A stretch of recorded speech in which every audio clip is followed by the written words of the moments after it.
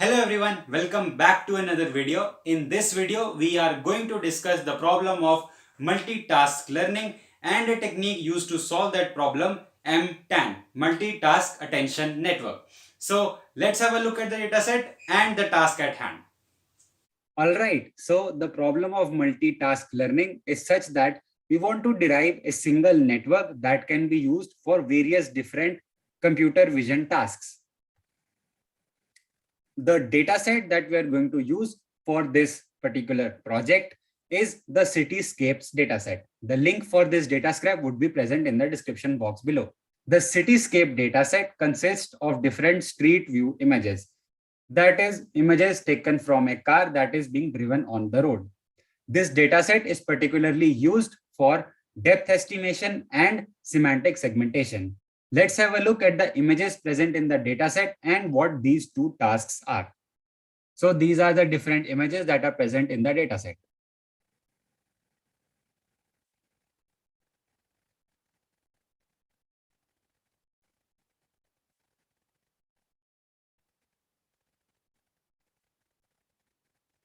Okay, now let us discuss what is the depth estimation task.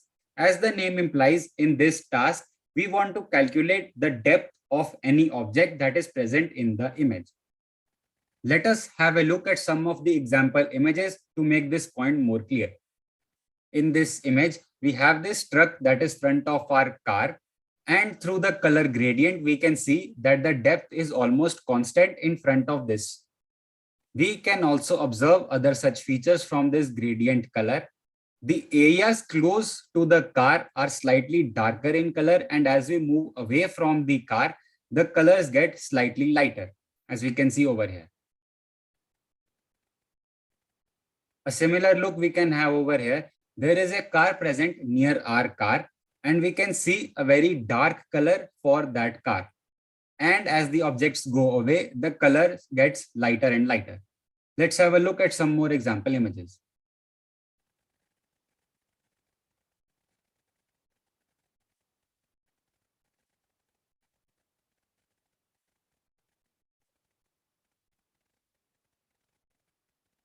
So the overall work in this task is to calculate depth maps. And the depth maps without the underlying image look something like this.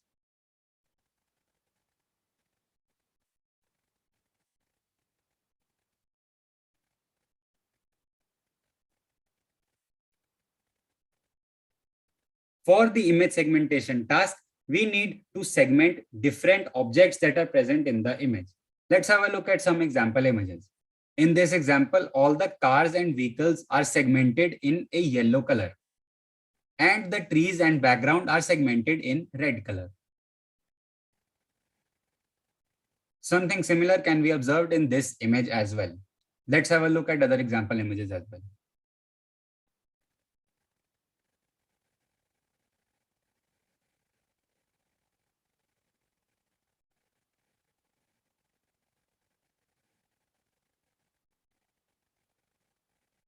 So the overall work in this task is to calculate segmentation labels, which we can see in the example images over here.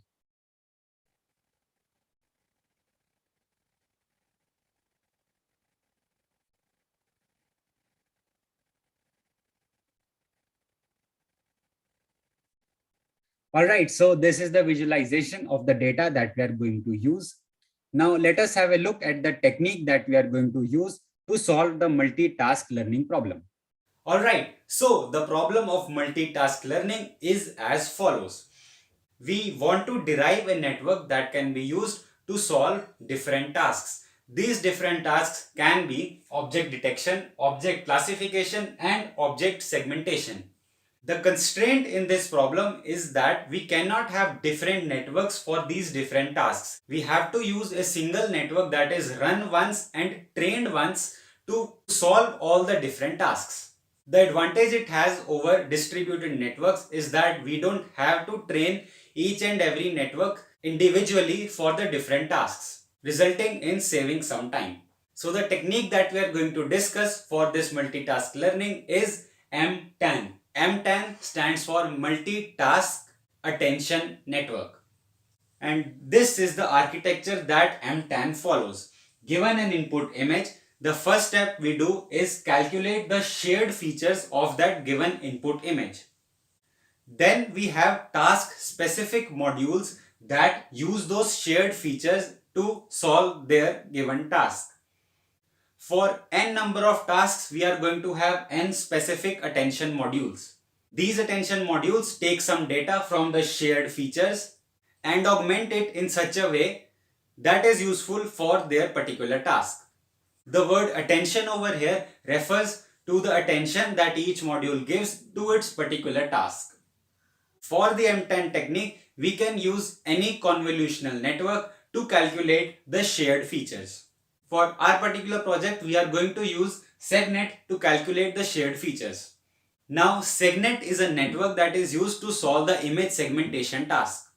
I have discussed the image segmentation task and fully convolutional neural networks in my other video. The link to that would be in the I button above. In the image segmentation task, we would be given an input image and the task is to segment the different objects that are present in that image. For this image segmentation task, the networks that are used have a general structure. The general structure is such that we are given an input image. The first step we do is downsample the image and derive the features from that image. Once we downsample the image and reach the bottleneck, we upsample the image to the same dimension as the given input image, and with the help of the features derived in the downsampling task, output a segmentation mask. The downsampling part of the network is also called the encoder, and the upsampling part of the network is also called the decoder. The only difference between SegNet and fully convolutional neural networks is the operation that we use for upsampling. So the SegNet architecture has different convolution blocks, as we can see over here. These convolution blocks comprise of convolution layers followed by some pooling layers. Now the MTAN architecture is in such a way that for each of these convolution blocks, we have attention submodules. These submodules are for the blue task and these submodules are for the red task. The arrows over here show the data flow that is happening between the overall network. Now there are some differences in the upsampling attention modules and the downsampling attention modules. Let us discuss them in slight detail. For the upsample attention module, we get the input from the previous attention module, which we can see over here, and we take another input that is derived from the first layer of the convolution block, as we can see over here. These two matrices are merged. The convolution operation on them is computed twice, and then we calculate the element-wise multiplication of the output generated over here and the input of one of the filters of these convolution blocks, as we can see over here. Then this element-wise multiplication is once again sent through a convolution block and the output is returned to the next attention module. For the downsampling module, we take the input from the previous attention module, which we can see over here. This input is sent through a convolution block, which is then merged with the input of the first layer of the convolution block, which is present over here. This merged filter is passed twice through convolution blocks. Then an element-wise multiplication is calculated for this output and the input that is taken from one of the layers of convolution block, as we can see over here. And this final output is sent to the next attention module. The attention module is only different for the upsampling and downsampling phase of the shared feature network. For the different tasks, the attention module architecture is exactly the same.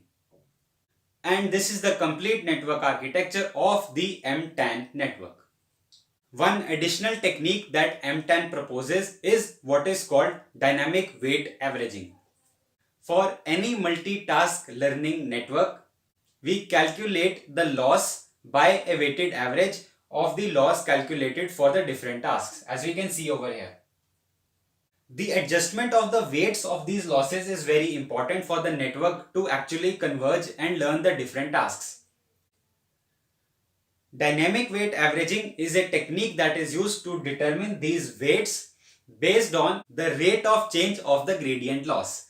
Now, what is the rate of change of gradient loss? If we consider two training batches of images input to the network at time t and time t plus 1, the difference between the loss that is back propagated at time t plus 1 and time t is what is called the rate of change of gradient loss. We calculate these weight values by taking a softmax kind of average using the rate of change of loss. And this technique gives us the optimal value of the weights that we should have for these individual losses. So these are the two main contributions of the multitask attention network technique. So this is all the theory that we need to cover for the MTAN technique. Now let us have a brief look at the code and the results generated using this technique. Okay, so the code or notebook for this MTAN would be present in the description box below as well. So the first thing that we have done over here is implement the dataset loader class, which we can see over here. Now this dataset loader class is specific to the Cityscapes dataset. The architecture that we discussed can be applied to a number of different datasets, and for those datasets, we would have to implement those specific classes. Then we have defined the utility functions, model fit, which is used to train the model. We also have the different metrics, the confusion metrics, and the depth error. And then we have this function called multitask trainer, which handles the complete training of the network. We have also defined the network in this segnet class. Finally, we load the dataset and train it on the dataset. One thing to note is that the authors of this technique trained the network on 200 epochs with a learning rate of 10 raised to power minus 4. However, due to the constraints imposed by Kaggle on the training time, doesn't allow us to experiment with these values. Hence, for this particular experiment, the epochs are taken to be 100 and the learning rate is taken to be 10 raised to power minus 3. The results of the training are decent and good. However, it would have been better if we use the parameters that were provided by the authors. Let us have a look at some of the results. The left one is the original segmentation map and the right one is the predicted segmentation map.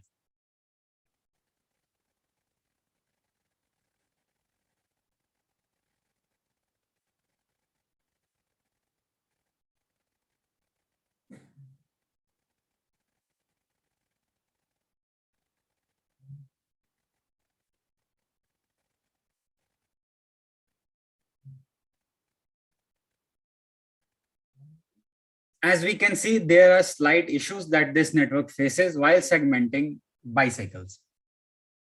But the overall results do look good. These are the segmentation results overlaid on the image.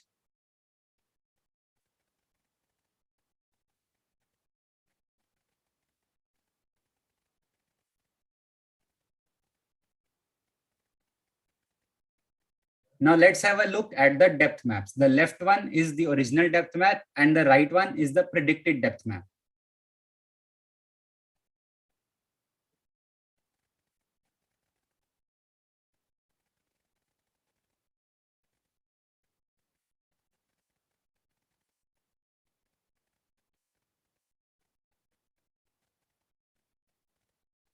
For the depth map, we can also say there are slight errors here and there, but the results overall do seem good.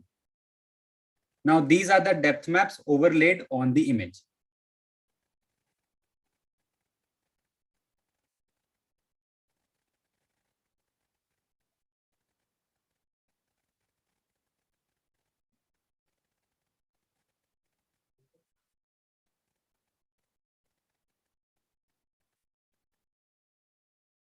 All right, so this is it for this video. If you like the video, please press the like button and subscribe to the channel for more such videos. And thank you for watching. Bye.